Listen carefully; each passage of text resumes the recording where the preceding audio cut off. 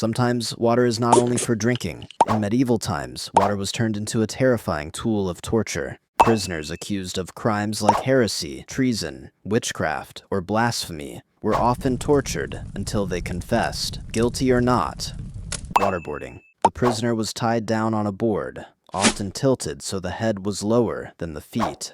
A cloth was placed over the face, and water was poured over it. The cloth trapped the water, making breathing nearly impossible. The victim experienced the overwhelming sensation of drowning, even though they were not underwater. What made waterboarding so terrifying was the complete loss of breath, the panic response of the body, the repeated cycle of almost dying. Victims often begged to confess within seconds. The Chinese water torture. This method was slow and cruel in a different way.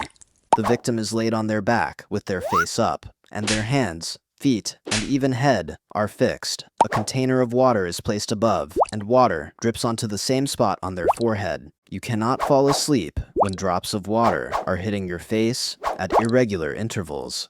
Your body desperately needs rest, but every time you begin to drift off, drop. You're jolted back to consciousness. This continues for hours, then days. Over time, the continuous dripping creates discomfort and psychological stress. The sound of each drop can become an irritating noise, akin to a hammer striking metal.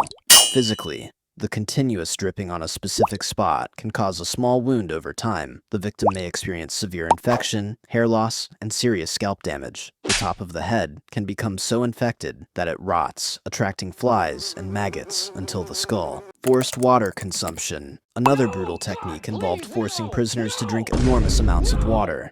They were restrained, and water was poured into their mouths continuously.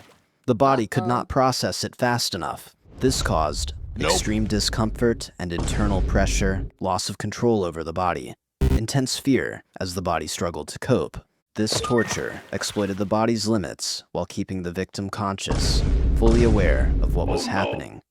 Cold water immersion. Prisoners were submerged in cold water or repeatedly dunked.